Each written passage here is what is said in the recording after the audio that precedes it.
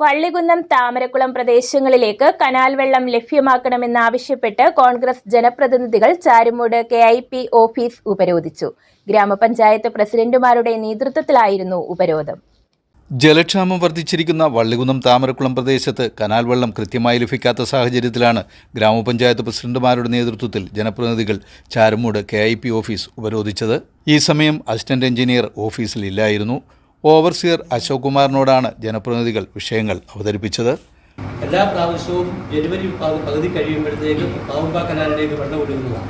പാവമ്പ കനാലിൽ വെള്ളം ഒഴുകുമ്പോഴാണ് പള്ളിമുക്ക് വഴി വന്ന് പാവമ്പ കനാലിൽ വെള്ളം ഒഴുകുമ്പോഴാണ് ആൾറെഡി താമരക്കുളം പഞ്ചായത്തിലും പിന്നെ വള്ളികുന്നം പഞ്ചായത്തിലും ഗുണം കിട്ടുന്നത്. ഇത് അത്യാവശ്യം കാര്യങ്ങൾ ചെയ്യുന്നതിന് വരെ ഈ വർഷം മാത്രം ആദ്യം ഒരു ദിവസം വള്ളികുന്നം ഭാഗത്തേക്ക് വെള്ളം വന്നു. അന്ന് ആരാണ്ടേക്ക് വീട്ടിൽ വെള്ളം കയറിയതും കൊണ്ട്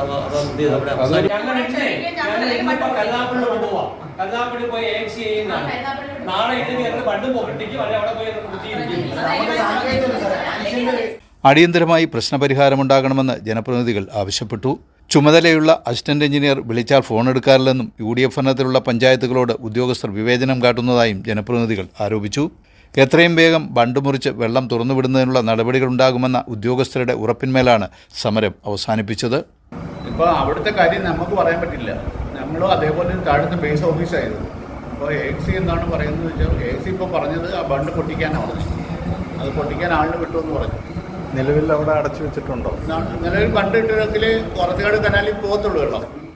താമരക്കുളം ഗ്രാമപഞ്ചായത്ത് president PS Sheeladevi, Vallikunnam president C Anitha, ജില്ലാ പഞ്ചായത്ത് അംഗം B രാജലക്ഷ്മി, ബ്ലോക്ക് പഞ്ചായത്ത് അംഗം MS രോഹിത്, പഞ്ചായത്ത് അംഗങ്ങളായ G വേണു, പ്രകാശ്, S റീന, രാധിക തുടങ്ങിയവർ ഉപരോധ സമരത്തിന് നേതൃത്വം നൽകി.